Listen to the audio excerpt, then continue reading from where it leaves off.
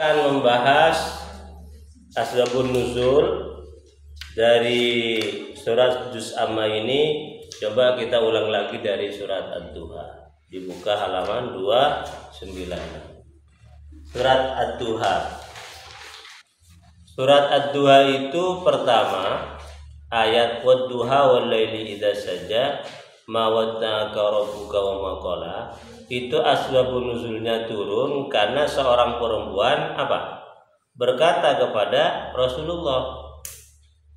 Dia berkata bagaimana? Ya Muhammad, ma'ara syaitanaka illa qad tarakaka. Ya Muhammad, saya melihat setanmu telah meninggalkanmu. Jadi Jibril itu dibilang setan oleh mereka karena mereka itu enggak yakin Muhammad itu dituruni malaikat.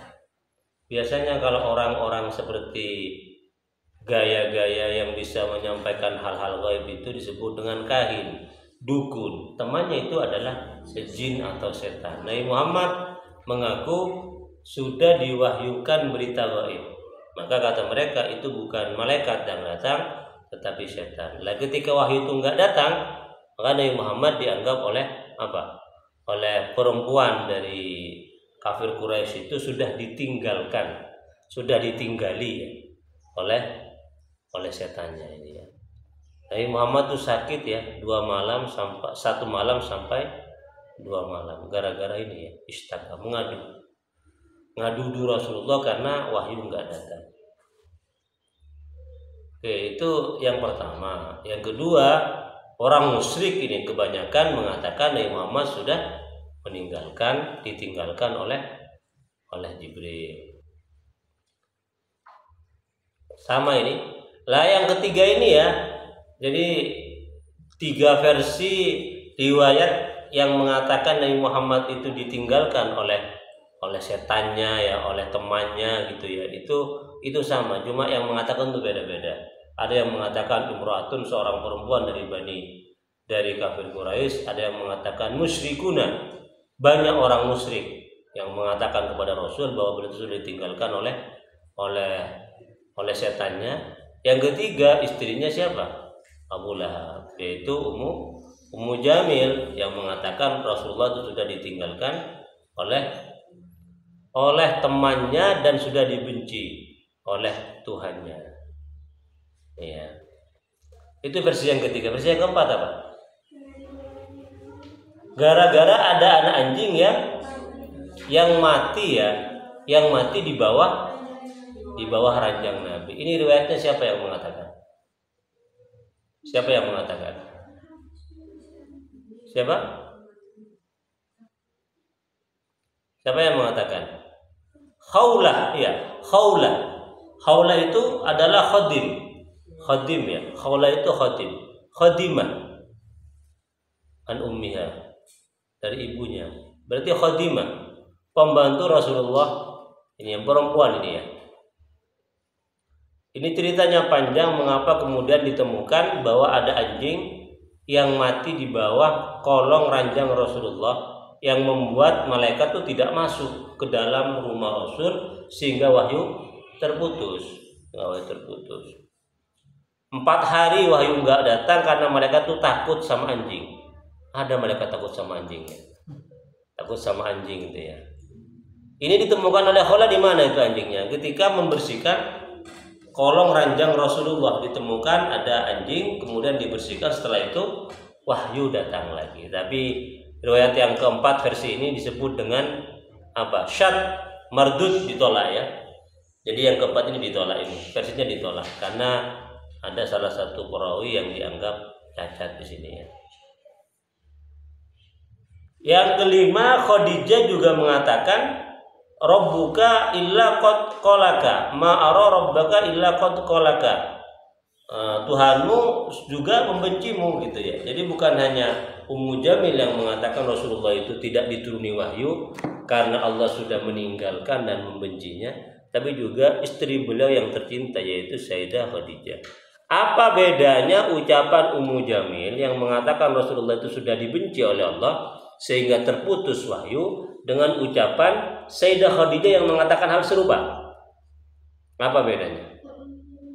Apa bedanya yuk? Apa bedanya? Kenapa?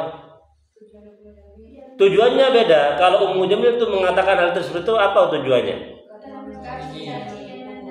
Di dalam rangka untuk mencaci ya, mencaci. Sementara Khadijah dalam rangka untuk apa? Bersimpati, karena juga merasa terenyuh ya, merasa tidak enak hati melihat sang suami selama beberapa hari uring-uringan ya, galau karena wahyu nggak turun. Jadi Khadijah itu mengatakan hal yang sama, tapi tujuannya berbeda ya. Itu versi yang keberapa? Yang kelima. Versi yang keenam apa?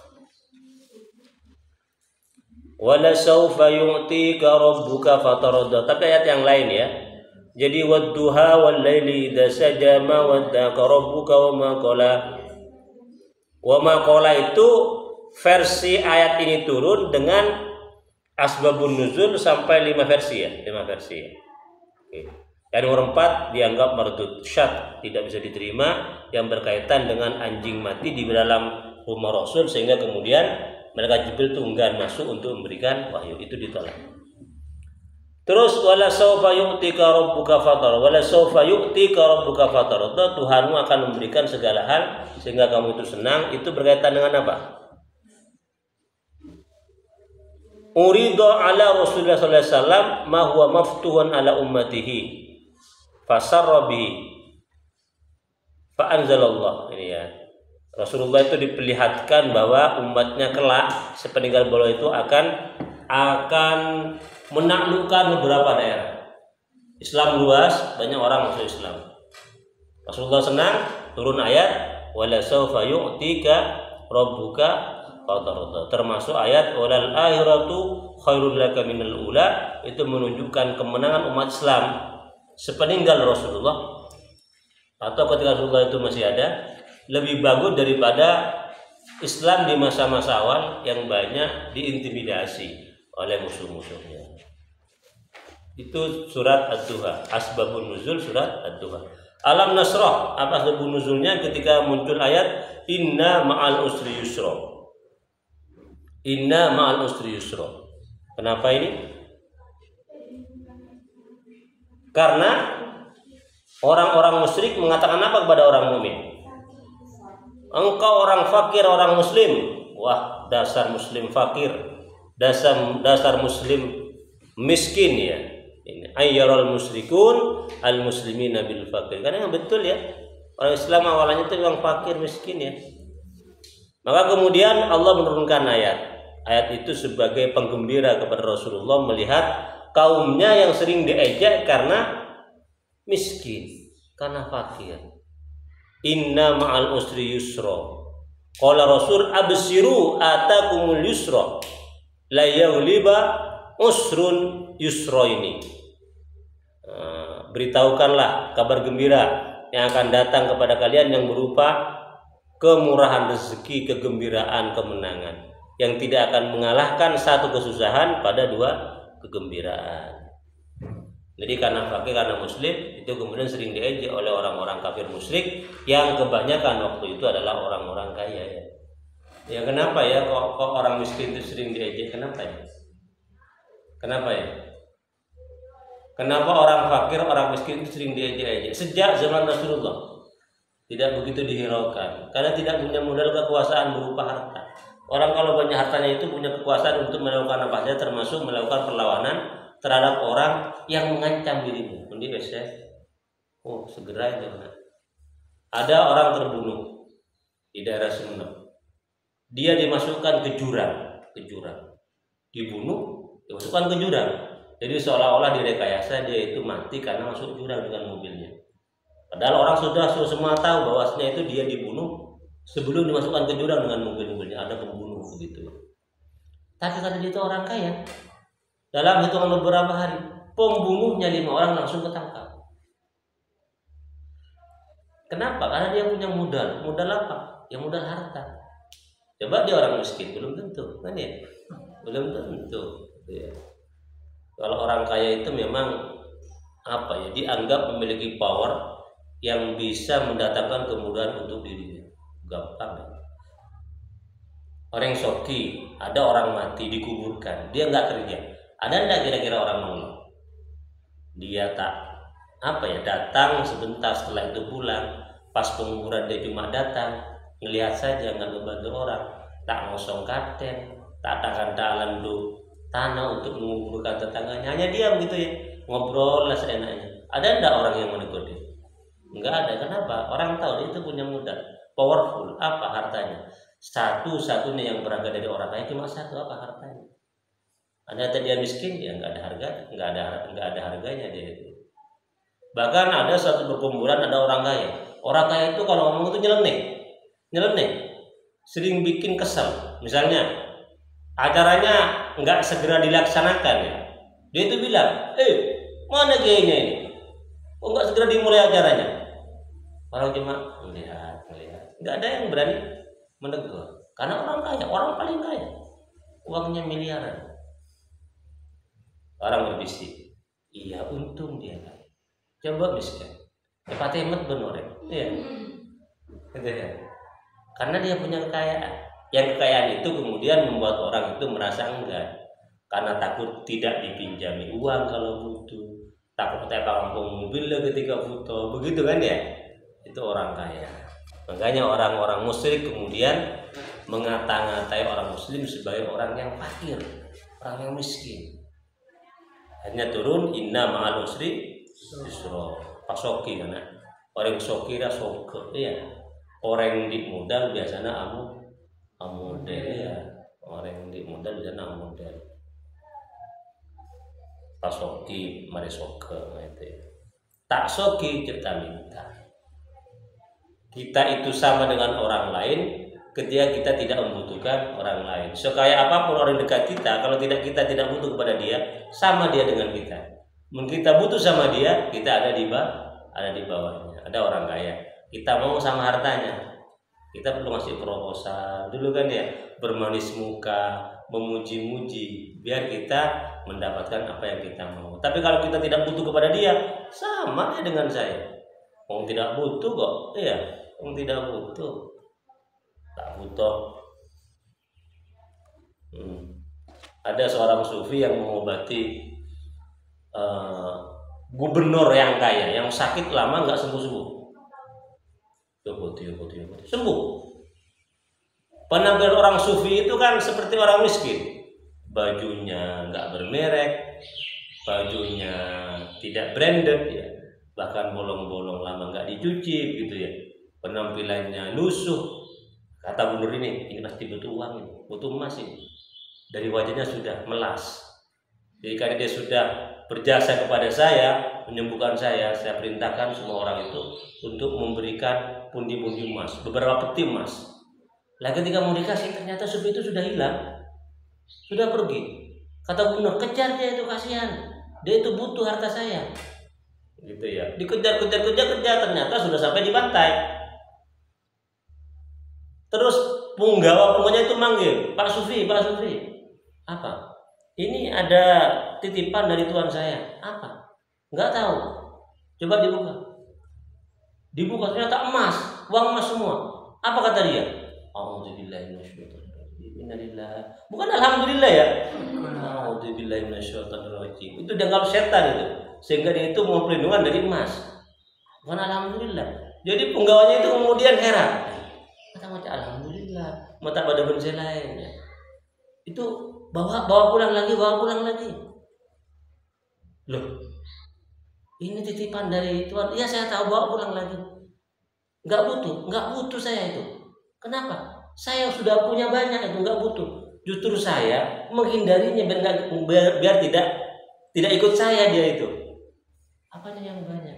Kelihatan kamu itu orang susah, orang melarat.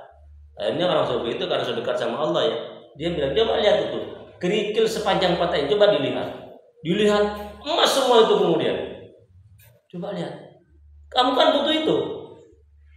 Oh ya Allah, katanya, sudah bawa pulang, bilang ke tuannya, saya tidak butuh emasnya gitu. Saya membantu karena mulai ingin membantu. Nah, itu ya. Jadi orang seperti itu kemudian kan dihormat. Kenapa? Tidak butuh kekayaan orang. Itu ya. Mun butuh karena tak hormat pada itu. jangan pernah butuh kepada harta orang, maka kamu akan dianggap berwibawa di depannya. Jangan butuh kanjang di mobil misalnya biasa, jangan sampai kayaknya leke mari ngejok, kayaknya leke muji-muji mari bisa nyarter dengan harga separuh, jangan, sudah taretan soki mah biasa. Datang, Pak, istilah Pak, ada kirim nggak? Jangan.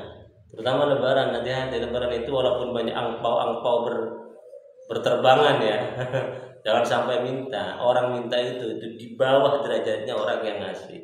Makanya aliyatul mulia baru menjadi sufla, asfala safilin jangan. Gak usah minta. Apalagi yang diminta cuma 10.000 ya, 5.000 ngasihnya, yang diminta 10.000. Minta saja itu sudah menurunkan derajat, yang dikasih cuma 5.000. Kan nggak seimbang dengan apa yang kita peroleh. Nggak usah minta. Andai kata mau dikasih, itu jangan langsung diambil. Ini uang, nggak, coba kasih yang lain yang lebih membutuhkan. Begitu ya. Apalagi kalau memang termasuk orang yang punya, nggak usah. Itu tanda-tanda orang kaya itu. Ghanin nafsi itu namanya. Ghinan nafsi, kaya jiwanya. Saya punya adik. Sekarang kaya raya adik saya itu. Dia punya prinsip begini. Setiap kali ada orang yang mau ngasih, saya tolak.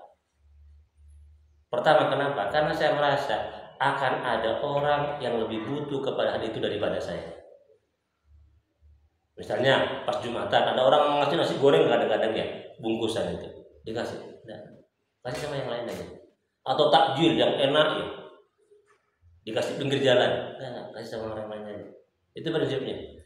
Tidak akan pernah menerima pemberian orang karena merasa akan ada orang yang lebih membutuhkan kepada hal tersebut daripada diri. Itu yang pertama. Yang kedua, daripada saya terima, lebih baik saya juga ngasih hal yang serupa, biar banyak orang yang terbantu oleh pemberian saya.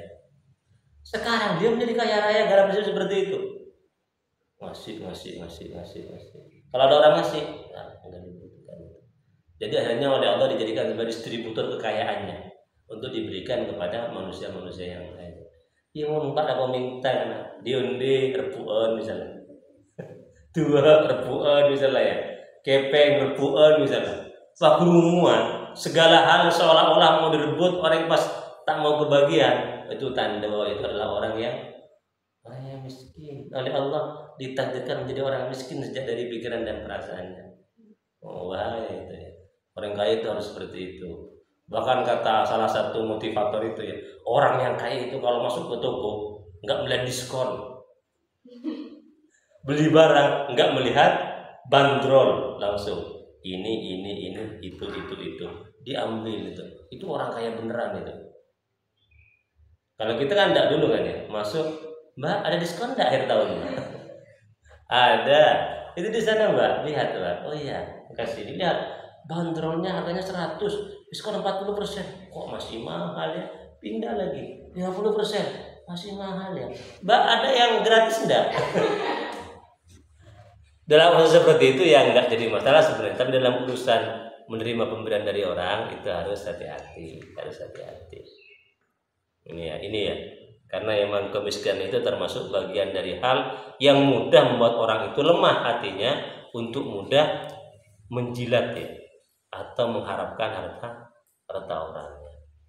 Yang paling parah apa? Bangga dengan harta milik orang.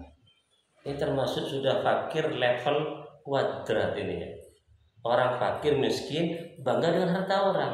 Misalnya kamu nggak punya mobil, kamu miskin, kamu cerita sama teman kamu, saya itu punya tangga saya mobilnya itu bagus-bagus, ada 5, 1 Jaguar, 2 Fortuner, 3 Pajero, itu tangga dekat saya loh, pagarnya dempet dengan pagar rumah saya, dempet betulan, nggak ada jarak. Itu yang kaya siapa itu? Kan tetangganya. Kenapa kamu merasa bangga ya? Itu berarti apa? Dia menolak kefakirannya sehingga kemudian dia menyulap dirinya itu seolah-olah kaya, padahal yang itu tetangganya. Itu bahaya itu ya. Sudah fakir level kuat itu sudah ya.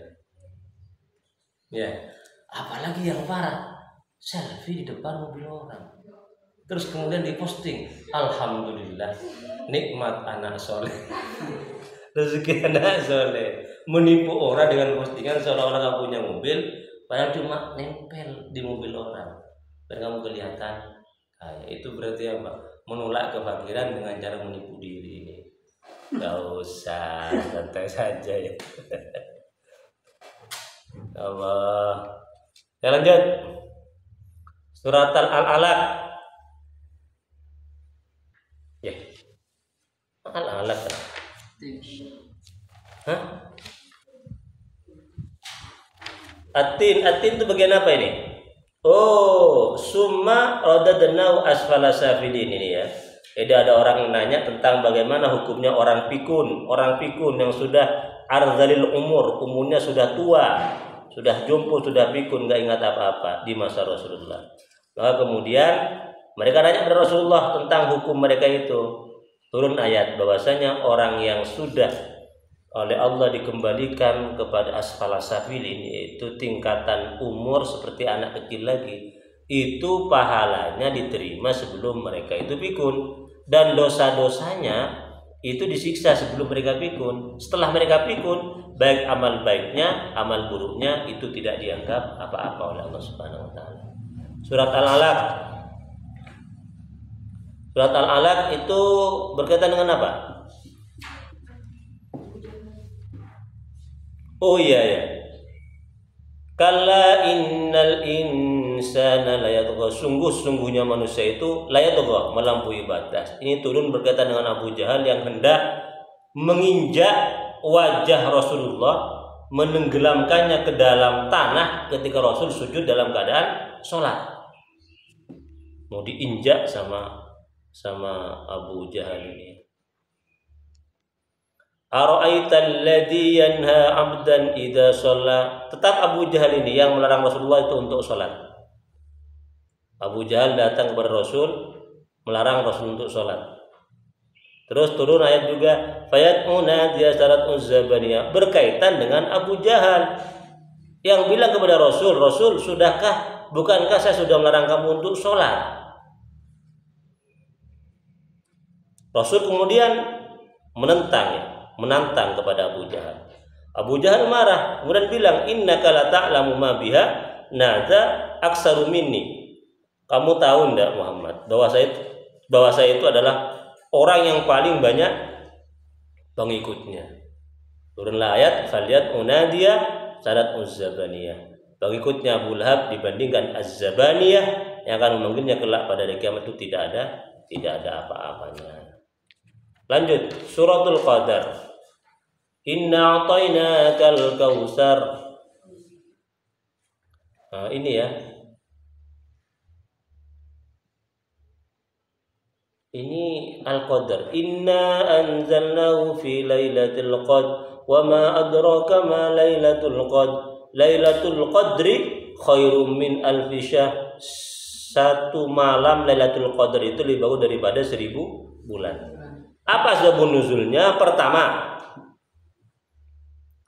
Nabi melihat Bani Umayyah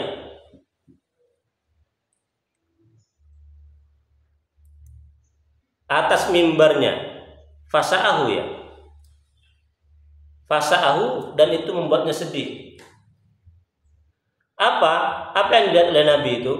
Bahwasanya Umayyah, Bani Umayyah yang memerintah setelah Sayyidina Ali ini, itu akan memiliki kekuasaan alfu syahrin, 1000 bulan, la tazidu wa la tanqus, tidak bertambah dan tidak berkurang. Jadi Rasulullah itu melihat Bani Umayyah akan menjadi penguasa selama 1000 bulan. Ini membuat Rasulullah itu sedih. Jadi ayat ini berkaitan dengan apa ya? Penglihatan Rasulullah yang melihat Bani Umayyah itu akan berkuasa selama 1000 bulan. Tetapi ini gharibun mungkarun jiddan, tidak bisa diterima riwayat ini. Riwayat yang kedua berkaitan dengan apa?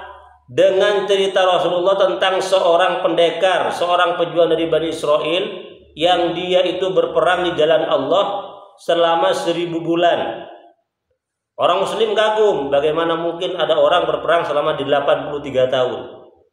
Maka setelah itu Allah menurunkan bahwasanya Lailatul Qadar itu lebih bagus daripada 1000 bulan yang digunakan oleh laki-laki Bani Israil itu berperang di jalan Allah. Jadi orang yang bertemu dengan Lailatul Qadar di bulan Ramadan itu ya, itu dia mendapatkan pahala melebihi daripada pahala yang didapatkan oleh laki-laki Bani Israil yang berperang di jalan Allah selama 1000 bulan.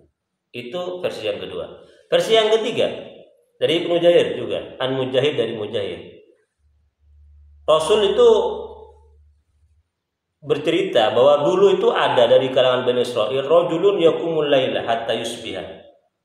Tiap malam sholat sampai pagi. Paginya yujahidul adwa, berperang melawan musuh-musuhnya. Hatta yumsi, sampai kemudian sore. Malam sholat, pagi sampai sore berperang di jalan Allah Subhanahu wa taala. Semuanya serba ibadah. Malam ibadah, siang ibadah. Dan itu dilakukan berapa? Alfa syahrin. 1000 bulan. Oh, hebat ini. Maka Allah menurunkan ayat Al-Qur'an bahwasanya Lailatul Qadar itu lebih jauh daripada 1000 bulan yang sudah digunakan oleh laki-laki Israel itu untuk beribadah di malam hari dan berjuang di siang hari di jalan Allah Subhanahu wa taala.